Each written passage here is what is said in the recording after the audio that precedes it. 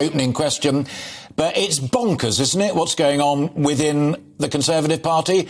Utterly bonkers.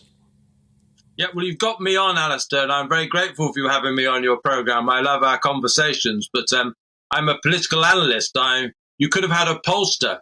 You could have had various forms of journalists, but I wonder actually whether you should have a psychiatrist on, really, to diagnose what's going on in the Conservative Party. There's almost like a madness taking over the party that I support, I still support.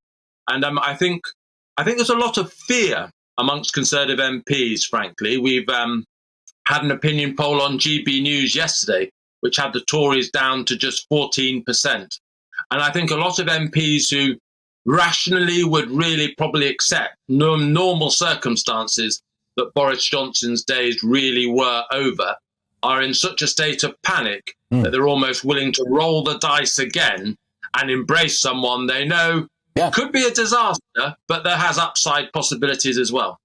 Biggest disaster in 40 years, says William Hague, who you also know extremely well, and lived through that last decade of doom and gloom that saw him as leader and Ian Duncan Smith as leader and goodness knows who else.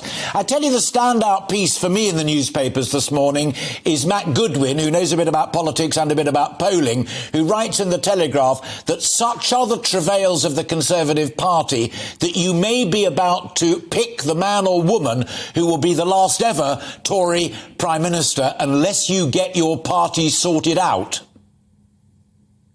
And I would have to agree with every word of that. And you know what? The first word, whoever the next Prime Minister is, when they stand on the steps of Downing Street, the word they must say, Alistair, before anything else, is sorry. You know, what the Conservative Party has put the country through in recent weeks probably does deserve ejection from office. But, you know, we had a report, for example, on child abuse a couple of days ago, a really important inquiry into the nature of child abuse in our country. And it was almost completely wiped off the media, almost got no attention, because that was the day that Liz Truss resigned.